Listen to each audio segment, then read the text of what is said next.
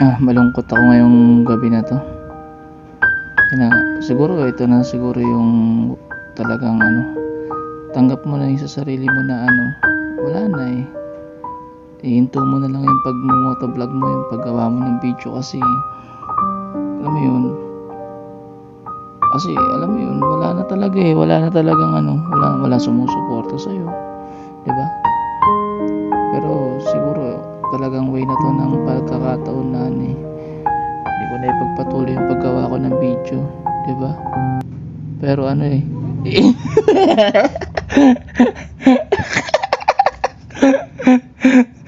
ko, lol. Ang tagal-tagal ko nang gustong gawin sa buhay ko, di ba? Tara, unbox natin to. Pero bago ang lahat, gusto ko lang magpasalamat ng sobra kay Sir Harvey sa pagbenta ng camera na to. Sir Harvey, shoutout. Sobrang ganda nung deal natin, sir. Tapos yung camera, sobrang ganda. Talagang naingatan mo siya nung nasa siya.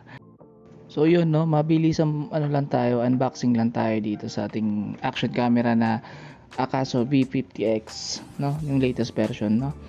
So ito yung Akaso camera na nakuha natin, na score natin kay Sir RB. Bihira lang niyang magamit, no. So hindi talaga gamit na gamit dun sa tao, no. May mga mangilan-ngilan na tama, pero hindi siya nakakaapekto dun sa performance ng camera, no. Like yung sa battery kanina kung nakita ninyo, scratch lang yan, guys. So hindi siya sobra talaga nakakaapekto, no. Kung siguro kung masaya lang ka, no, oo. Pag nagtaka ka kung bakit may mga plastic doon sa loob nun, kasi pinagbalatan niya ng ibang clamp. Pinagkatanggal ko kasi sa plastic yung ibang clamp kasi naghahanap ako ng other way na pwede ko magamit sa motor kung saan ko i-clamp.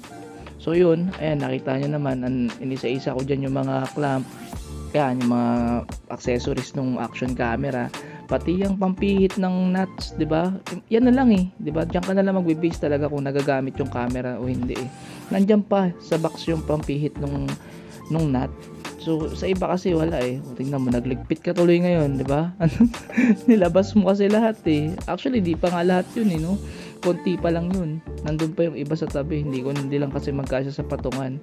So ayan, no, testing natin, no. Isa pa pala, may kasama pang memory card, no, na 65 gigabytes, no. 65 ba, 64? Ano ba? 65 ata yun eh. O basta yun, 'di ba? Saan ka nakakita nung ganun, 'di ba? Action cam na quality yan. May mga record video na ako pinag-delete ko, 'di ba?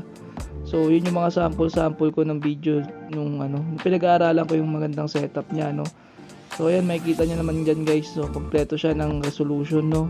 Mag-i-start yung resolution yan, guys, sa 720 yung pinakababa hanggang 4K, no, 30 fps, no, frame per second. Tapos may exposure siya, guys. So sa ano ka ba, no? Ano pang hahanapin mo, no? Ito na yung pinaka best action camera para sa mga nag-i-start mag-motovlog kagaya ko, no. Budget friendly pa, 'di ba? Pero syempre hindi natin afford yung brand new nito, kaya second hand lang tayo. Pero sa second hand natin, guys, almost brand new pa rin kasi bihira lang niya nagamit to eh. Halata talaga na bihira lang nagamit. So more on to, nakalagay lang to sa nakalagay lang to sa lagayan eh, no. So ayun, operated pa pati yung mismong remote niya, no. So na-access ko pa rin siya, no. Meron pang remote na access pa rin siya sa loob, no. So yan, ikakabit ko dyan yung mount, tapos try natin to sa motor, guys. So magmo-motovlog tayo ngayon, guys, no. Papakita ko sa inyo yung iba't ibang klase ng resolution ng camera na to at kung bakit ito yung mas gusto kong camera, no, kaysa sa ibang camera na naglipaan na dyan sa market, no. So teka lang, hintayin natin siya mag-scroll, tagal eh. Uy, ano na, ang tagal mo mag-screw, nag-aantay kami. Ayan na, na-screw niya na, no. So ayan, pinalitan natin yung resolution natin. So ginawa natin 2K resolution. Kung di ko nagkakamali, nakita ko doon kanina is 30 fps, frame per seconds. Kung mali man ako, nasa 60 na to, yung ganitong klaseng resolution. So parang mas lighten siya sa akin tignan, no. Pero tignan natin mamaya sa previews natin, no. Ikot muna tayo habang tinetest natin tong camera natin. Ikot muna tayo sa lugar namin, no. So sa nakikita ako dito, parang okay naman siya eh. So time check tayo, 9:44. So may player pa tayo. So shot natin. Pauwi ko lang kanina mga part ng alas 8 ata yun. Galing ako sa hanap supplier, naghanap ako ng mga materials namin dun para sa kakabit na mga lumang camera. So yan, palagay ko okay naman na to eh. Magandang pong positioning. So try natin yan basta ng konti. Yan, diba? So ito guys, super wide angle pala to. So common, tabi tayo, baka masagi tayo, nasa gitna pa ako eh. So yan, so common ang ginagamit ng mga gumagawa ng video is nasa, hindi ako nagkakamali, is nasa lang, try ko muna, nasa super wide angle na tinatawag, no, kagaya na itong ginagamit ko ngayon. So resolution natin ngayon is 2K resolution, 60 or 30 fps frame per second to kung hindi ako nagkakamali, kasi hindi ko na check ng maigi kanina eh. Try natin ulit. So wala tayong stabilizer guys, no, so rock and roll to. Kung ano yung bounce dito, ayan, may mga slope, may mga lubak tulad neto, ganyan. So syempre makaka-capture ng camera natin yan, no, kasi hindi tayo naka-stabilizer. Kasi kaya hindi ako nag-stabilizer kasi ito yung pinakamalaking frame. So ito yung pinakamalaking frame niya kasi lahat. Pagka hindi ka naka-stabilize, ito yung pinakamalaking captured na nakukuha niya, no? So try naman natin guys na mamaya mag-stabilize tayo, no? Tignan, ay tumatawag. Who's calling me? Papa? Ang dami aso. Wait lang, hindi ko pa na-try ito kung pwede ka sumagot ng tawag habang naka-record ka. So sasagot tayo. Hello? Hello? Pa? Mamaya po may nire-review lang po ako na camera. Maya po. Kahit mga mga let's say 30 minutes. 30 minutes lang po, malapit lang naman ako eh. Okay. I will ring you up, ma'am. Okay, ma'am. Thank you. Bye-bye.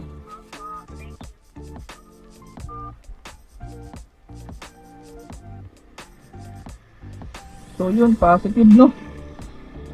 Pwede siyang sumagot ng tawag while while recording, no? Ay, no? Tuloy-tuloy lang siya, oh. Very good. Tsaka ang exposure pala na ginamit ko guys, lang to, hindi ko masyadong tinaasan yung exposure ko kasi gabi naman eh. Ang mas inangat ko dyan yung lighten. So mababa yung natin, darken natin, tapos inangat ko yung lighten. Sa gabi kailangan ng lights ng camera eh, para makikita niya talaga yung buong paligid, no? Oops, may hands. So kung mapapansin niyo, medyo shaky na katalbog kasi hindi tayo naka-stabilizer na gamit, no? So dito sa lugar namin, tingin ko parang okay na to eh. Pero try naman natin mamaya yung mas mataas na resolution, no? Kasi sinagad ko yung nasa 62 something eh, alam ko eh. At try ko magpunta sa medyo madidilim na lugar para makita ko yung yung exposure, kung okay ba yung exposure, no? Subukan natin pumunta sa madidilim na lugar na dito sa amin, no? Para malaman natin yung exposure ng camera natin, no? Kung okay ba siya.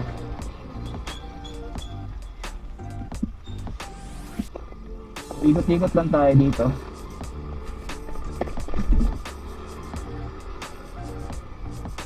Take note nyo pala, no, yung para sa mga Akaso user, no, pagka mas mataas yung resolution, siyempre mas mababa yung mas mababa yung time period na pwede kang mag-record. Siyempre kasi pinataasan mo yung resolution mo eh.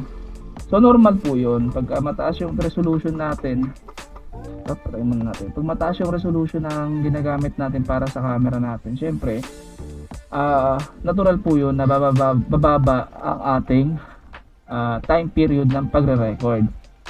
So wag po kayong matakot dun kung ganun kukuha po kayo ng ganun kataas.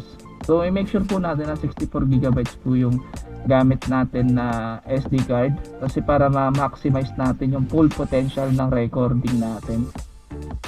So sa external and internal microphone naman po, ang ginagamit ko ngayon is yung internal microphone po, no, kasi yung ating microphone para sa camera is in order pa lang po natin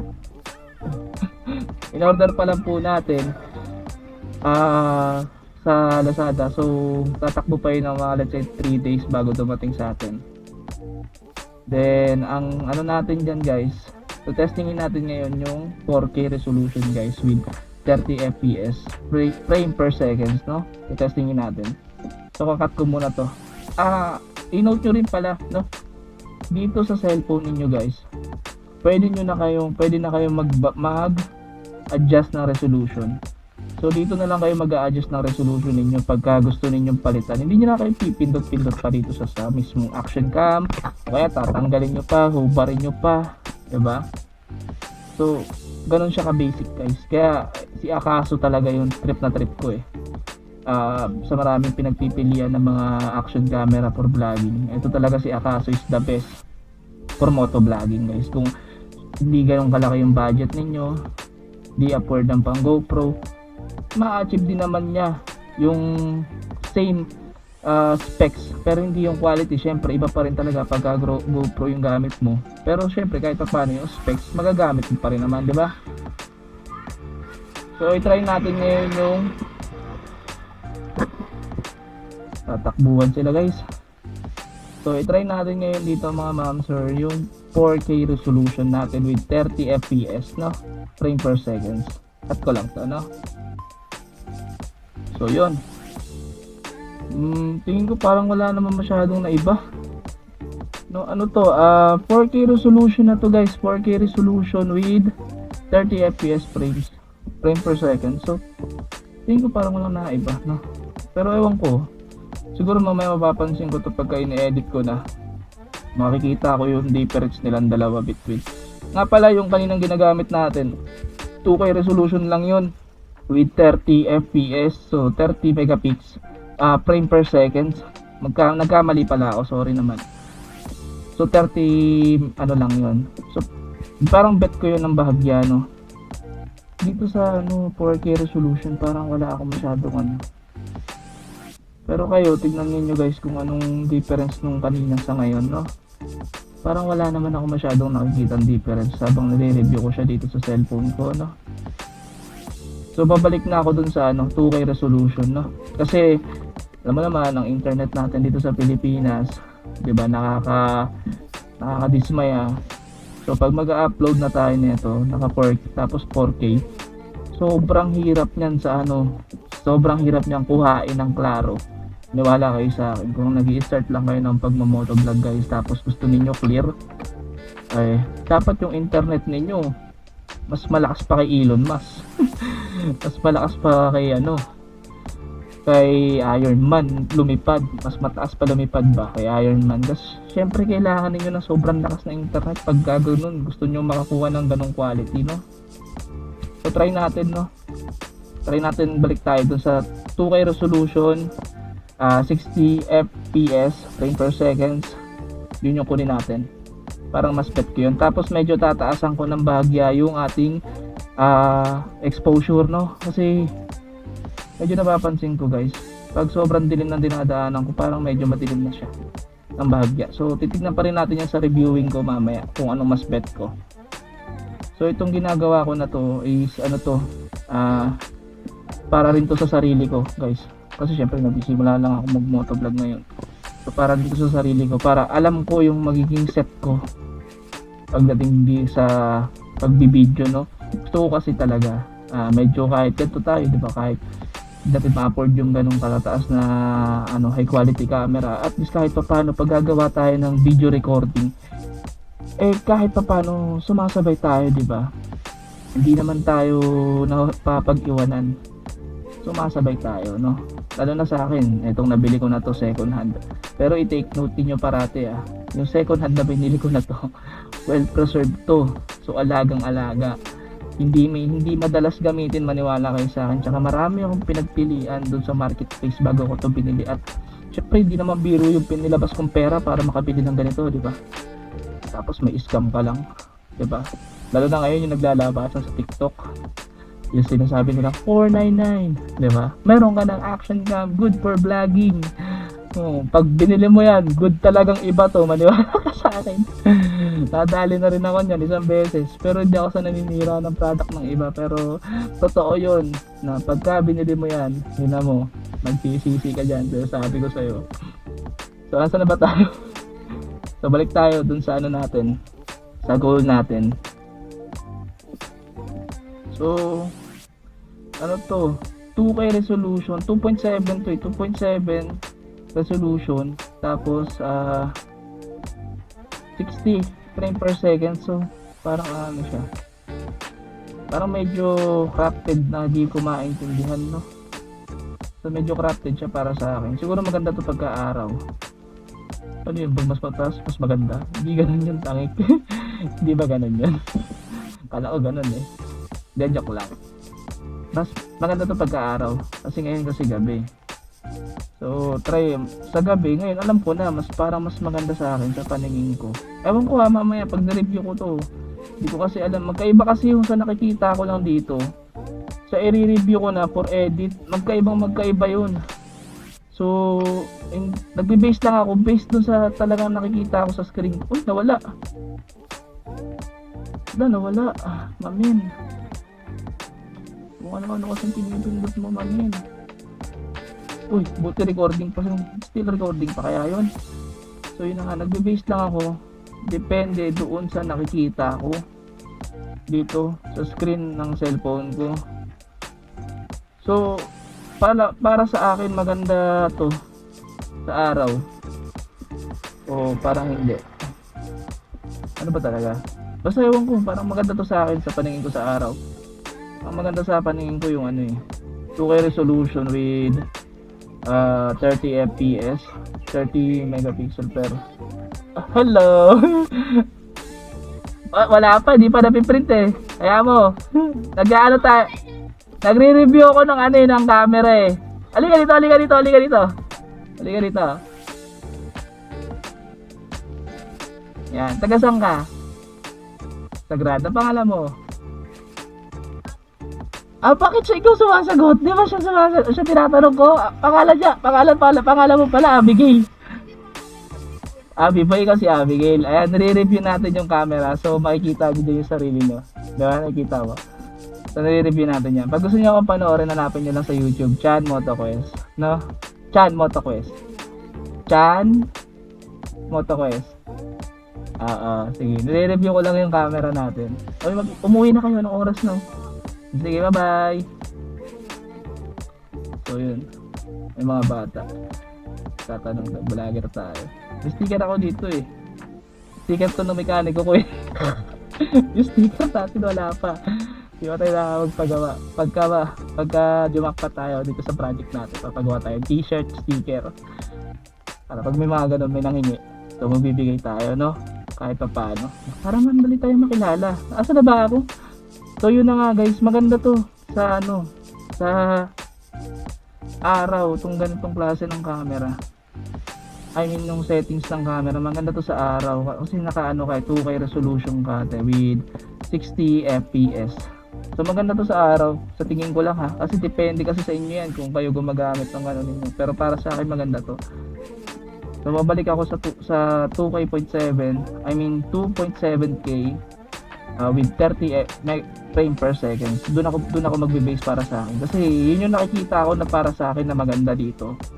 Sa screen lang ha, doon lang ako nagbe-base on the spot ha. Kasi tingnan mo naman, actual to. Kung ano yung nagiging galaw ko dito. Oh. O, diba? Yun din yung nagiging galaw ko doon. Sa cellphone. So, actual base lang to. Saan na ba akong lugar? Saan na ba itong lugar na to?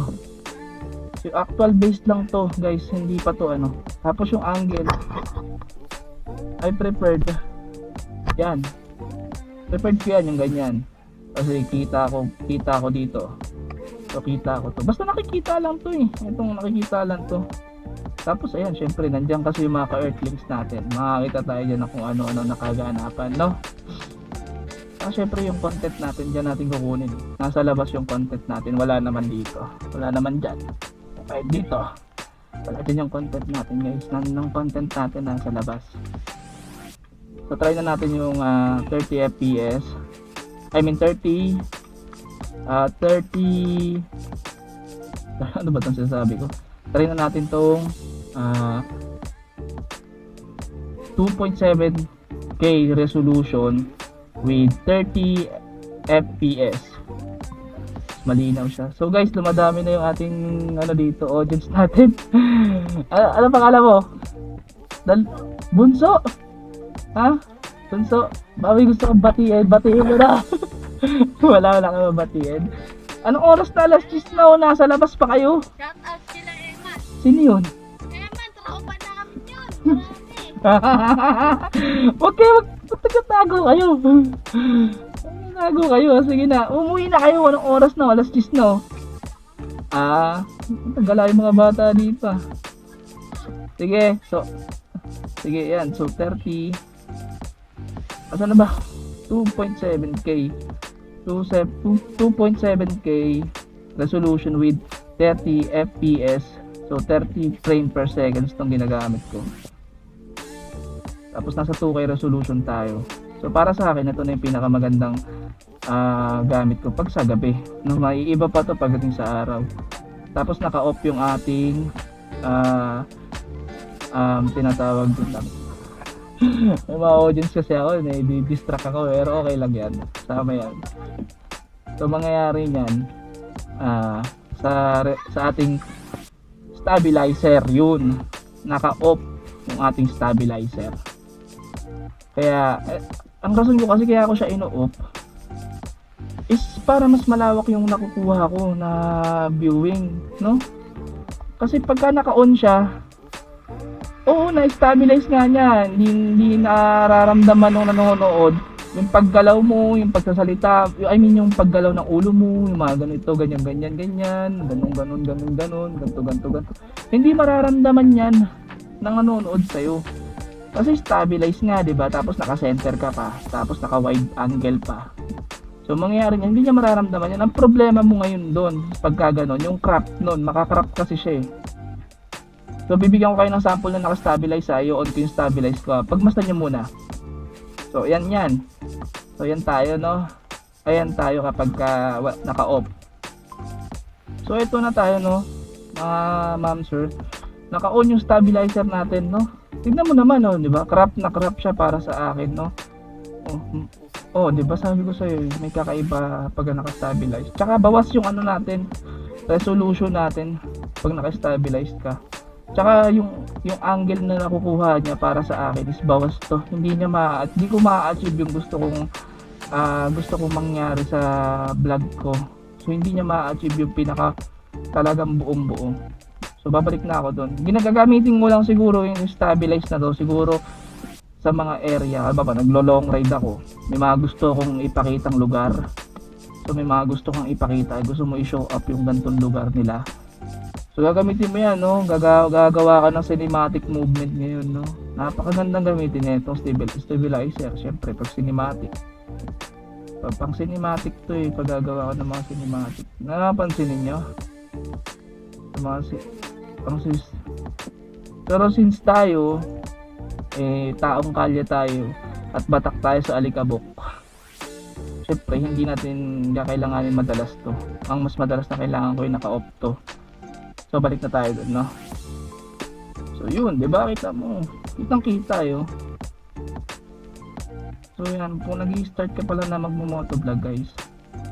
Ma'am, sir, kung nagbabalak ka maging isang motovlogger kagaya ko, kasi ako na-inspired lang din naman ako sa mga napapanood ko. Pero matagal ko na talagang pangarap to. Since day 1 ni Motodeck, subscriber niya na ako. Yung mga panahon na pamotor-motor lang siya sa Pasig.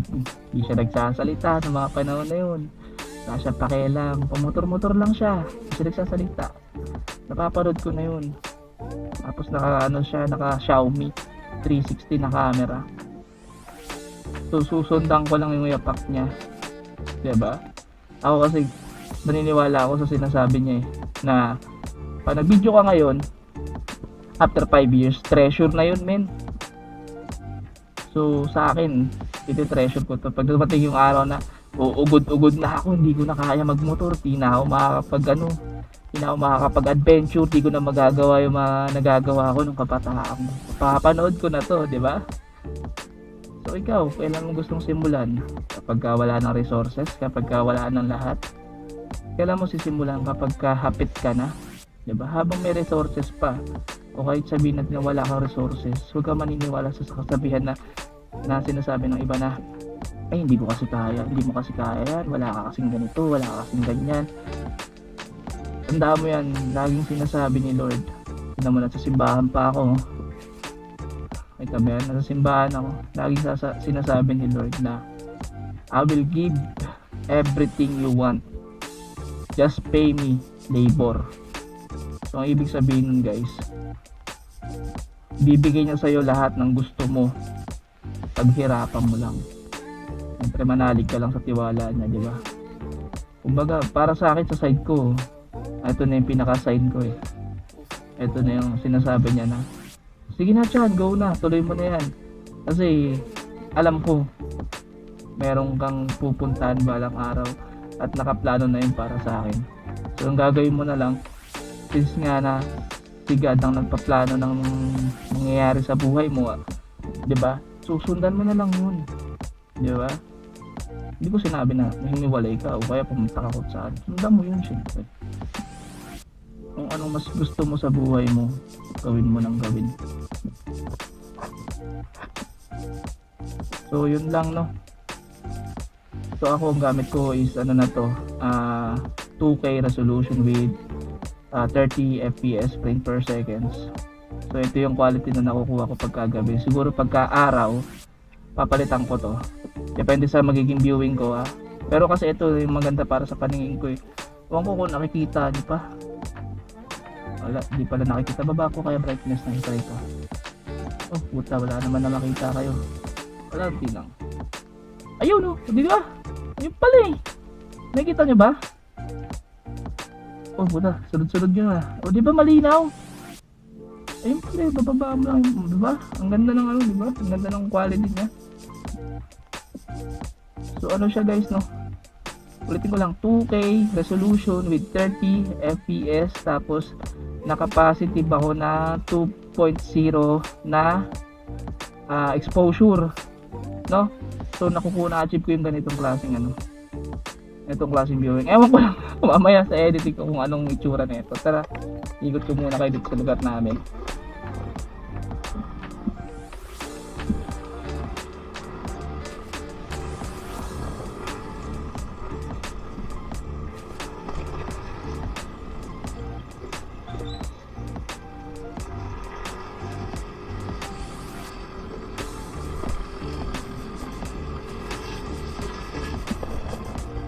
Hanap tayo ng medyo madilim-dilim na lugar, tapos tignan natin kung okay yun.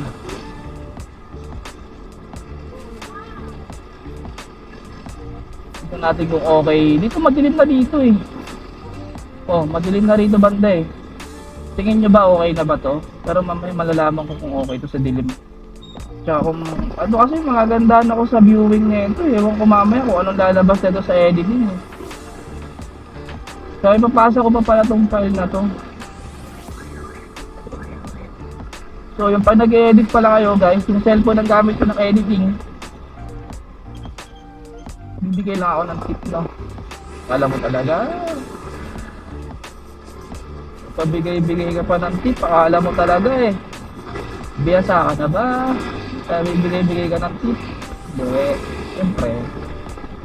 Daras ko lang din naman kung paano yung ginagawa, di ba? Paano yung gagawin.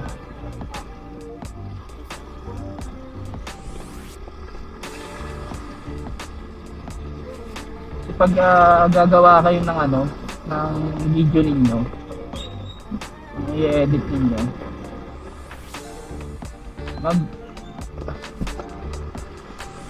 bigyan pansinin nyo yung frame set, no? Ratio frame ratio ng ano, ng frame ratio ng ano ninyo, ng lalapagan ng inyong view. Kasi ako minsan nagkakamali ako niyan eh.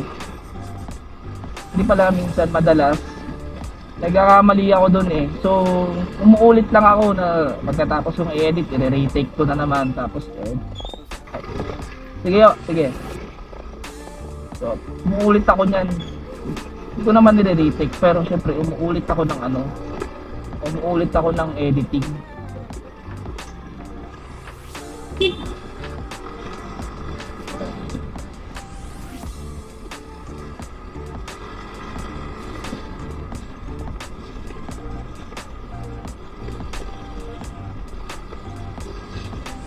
So, inuulit ko ng editing.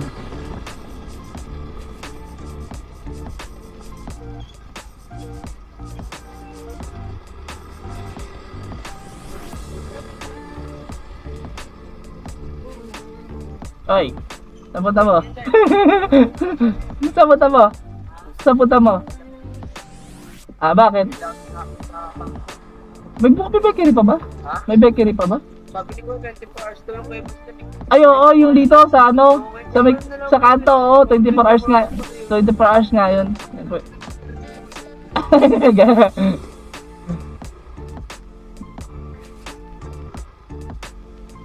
Ay, game, andyan ka pa rin.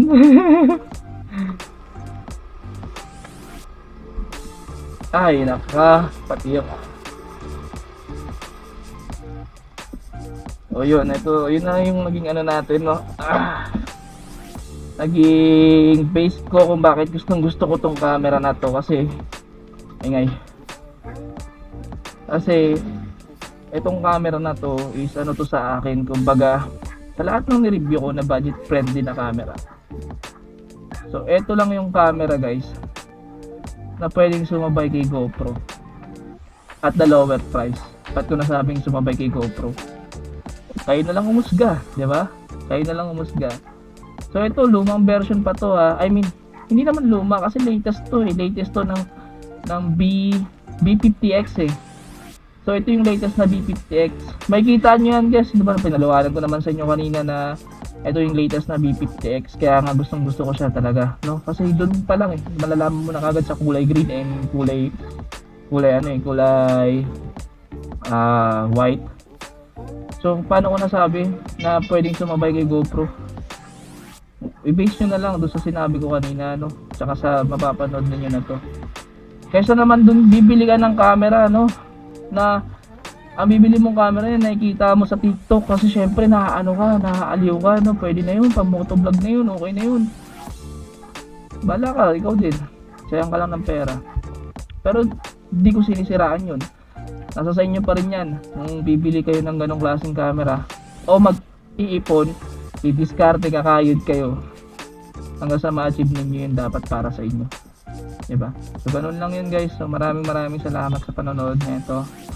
So sana tuloy-tuloy nyo ako suportahan, no? Sabay-sabay ninyong panoorin kung ano magiging journey ko sa pagmo-motovlog, no? Kung anong magiging kahinatnan ko dito. Pero ako nung nagsasabi sa inyo, pangarap ko to. Pangarap ko yung ganito. Hindi ko to susukuan. At kahit ano pang dumaan sa akin, walang kayang bumuwag na ito. Maniwala kayo sa akin. So kung may natutunan ka sa vlog na to, sa video na to, baka pwede mo namang i-comment down below yung thoughts mo tungkol sa mga sinabi ko, no? Yun lahat ng sinabi ko kanina, based lang yun sa sarili kong opinion, no, at sa sarili kong kagustuhan, dahil gustong gusto ko tong camera ng Akaso na to, no. Tsaka syempre ito pa lang yung kaya nating i-afford eh. Then syempre mag-hit ka na ng like. Like ba yan? Like ba to? O ganito? Nakaganon.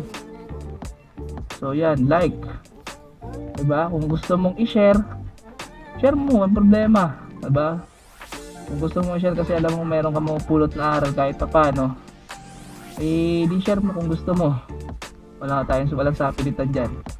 Tapos kung syempre kung excite ka sa mga mangyayari, kasi kung naabangan ninyo yung day 1 ko kung paano ako nagbablog, ito cellphone na to, yun lang yung ginagamit ko kung paano ako nagbablog. Tapos more on ano lang yun, more on introduction lang, walang video ganito kahaba, walang ganito, ewan ko kung may aabot sa punto na ng panonood nito eh. Walang ganito, walang explanation, walang motovlogging. So yun na lang guys hanggang ngayon. So yun na lang muna para sa ngayon, no? Hanggang sa susunod.